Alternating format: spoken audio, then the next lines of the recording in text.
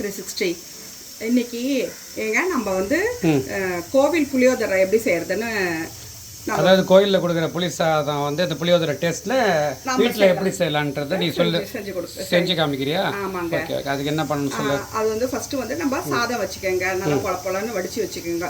ஃபர்ஸ்டே சாதம் வச்சிருங்க. அதுக்கப்புறம் வந்து இது வறுத்த இது லெமன் வந்து ஒரு லெமன் சைஸ், பெரிய சைஸ் லெமன் சைஸ் புளியை வந்து ஊற வச்சிருக்கேன். கொஞ்சம் ஹாட் வாட்டரா இருந்தா நல்லா இருக்கும், அந்த சாறு ஃபுல்லா வரும், நல்லா இருக்கும். அதை நீங்க ஊற வச்சிருங்க, புளியை ஊற வச்சிருங்க, சாதம் வச்சிருங்க. அப்புறம் அது வறுத்து அரைக்கிறதுக்கு என்னென்னு சொல்றேன். கடலைப்பருப்பு ஒரு ஸ்பூனு, டீஸ்பூன் கடலைப்பருப்பு ஒரு டீஸ்பூனு, உளுத்தம்பருப்பு ஒரு டீஸ்பூனு, தனியா வந்து 1.5 டீஸ்பூனு, மிளகு 1/2 டீஸ்பூனு, வெந்தயம் 1/4 டீஸ்பூனு, 4 காஞ்ச மிளகா, 1 டீஸ்பூன் எள்ளு, பெருங்காயம். இதெல்லாம் நம்ம வறுத்து பொடி பண்ணிக்கிறதுக்கு இதை பண்ணிக்கலாம். ஆமாங்க. சரி, போட்டுக்கோங்க. இதெல்லாம் எண்ணெய் விடாத வச்சுக்கணுமா? ஆமாம், ட்ரை ரோஸ்ட் தாங்க பண்ணோம். சரி. அதுமாதிரி இந்த பொடி வகையெல்லாம் வந்து ட்ரை ரோஸ்ட் பண்ணோம். வறுத்துட்டு இருக்கும்போது உளுத்தம்பருப்பு போட்டுக்கலாம்.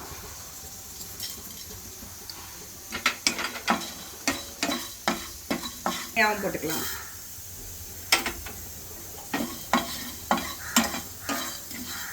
நாலு காஞ்ச மிளகா போட்டுக்கோங்க.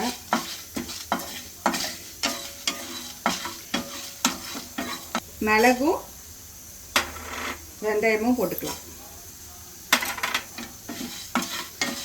நல்லா ட்ரை ரோஸ்ட் ஆனவுடனே லாஸ்ட்டாக பெருங்காயமும் எள்ளும் போட்டுக்கலாங்க. சரி. பெருங்காயம் வந்து கட்டி பெருங்காயம் வச்சுருக்கல? கட்டி பெருங்காயமும் போட்டுக்கலாம், தூள் பெருங்காயமும் போட்டுக்கலாம். எது உங்ககிட்ட இருக்கோ அது போட்டுக்கலாம். இந்த எள்ளும் இந்த பெருங்காயமும் போட்டுக்கணும்.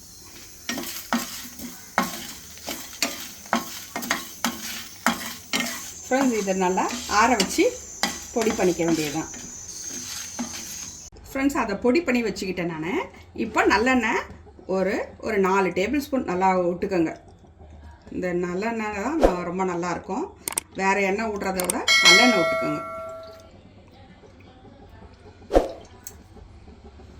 இப்போ இது தாளிக்கிறதுக்கு கடுகு 1 ஸ்பூன், உளுத்தம்பருப்பு 1 ஸ்பூன், கடலைப்பருப்பு 1 ஸ்பூன், முந்திரி பருப்பு 1 ஸ்பூன், இது வந்து ஒரு 3 டேபிள் ஸ்பூன் கருவேப்பிலை, அப்புறம் ஒரே ஒரு காஞ்ச மிளகா. இதெல்லாம் இப்போ நம்ம எண்ணெயில் தாளிச்சிக்க போகிறோம். கடுகு போட்டாச்சு, கடலைப்பருப்பு போட்டாச்சு,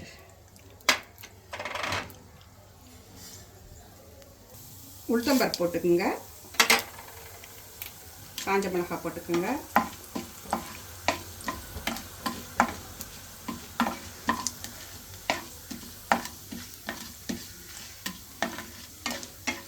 இது நல்லா பொரிஞ்ச உடனே நம்ம அந்த வேர்க்கடலையும் முந்திரி பருப்பையும் போட்டுக்கலாம்.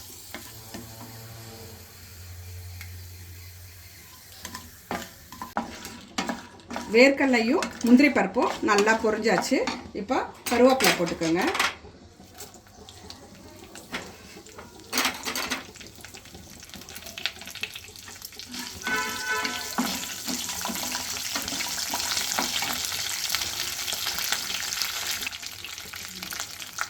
இப்போ ஒரு 1/4 ஸ்பூன் மஞ்சள் பொடி போட்டுக்கோங்க.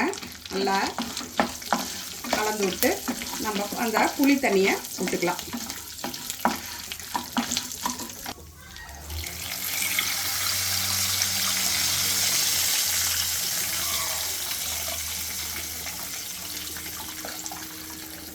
ஒரு டேபிள் ஸ்பூன் ஒரு உப்பு போட்டுக்கோங்க. போட்டு அது கொதிக்கிட்டோம், நல்லா கொதிக்கிட்டோம். கொதித்து வரும்போது அந்த பவுடரை நம்ம பொடி பண்ணி வச்சுருக்கோம் இல்லையா, அந்த பவுடரை போட்டுப்போம். இப்போ கொதிக்கட்டும் கொஞ்சம் போது இந்த ஒரு பாதி பவுடர் போட்டுடலாம். பாதி பவுடர் வந்து சாதம் மேலே போட்டுக்கலாம்.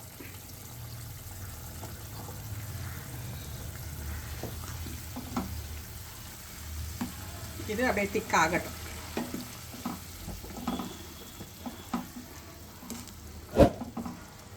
ஃப்ரெண்ட்ஸ், சாதம் இது மாதிரி பலன்னு வடிச்சாச்சு. அதில் என்ன பண்ணோம், கொஞ்சம் 2 ஸ்பூன் நல்லெண்ணெய் விட்டுக்கோங்க.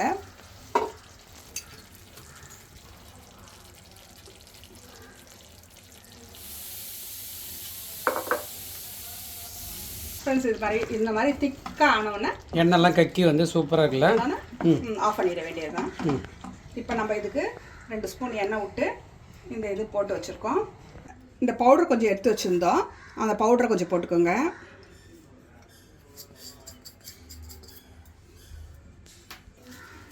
கொஞ்சம் ஃப்ரெஷ்ஷாக கருவேப்பிலை போட்டுக்கோங்க. இப்போ நம்ம அந்த இது போட்டுக்கலாம்.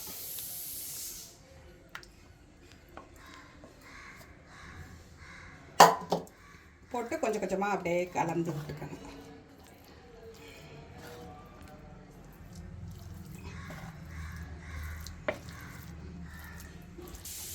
அப்படி கையால் கூட லைட்டாக அப்படி பசஞ்சு விட்டுட்டிங்கன்னா நல்லா மேலே இருக்கிறது கீழே இருக்கிறதுலாம் கொஞ்சம் எல்லாமே ஒன்று சேர்ந்து கலருன்னு வச்சிங்களேன், கலக்கும் நல்லா.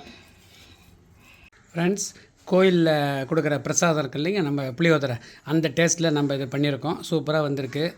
அதுக்கு வந்து கூடவே வேர்க்கடலை தொகையல் சட்னியும் அதுக்கு ரெடியாக பக்கத்தில் வச்சுருக்கோம். சூப்பராக இருக்குது. இந்த காம்பினேஷன் நல்லாயிருக்கும். நீங்கள் செஞ்சு பாருங்கள். சூப்பராக இருக்கும். சாப்பிட்டு பாருங்கள். இந்த வீடியோ பிடிச்சிருந்ததுன்னா லைக் பண்ணுங்கள், ஷேர் பண்ணுங்கள், கமெண்ட் பண்ணுங்கள். வேறு ஒரு வீடியோவில் சந்திப்போம். அது வரைக்கும் பாய்.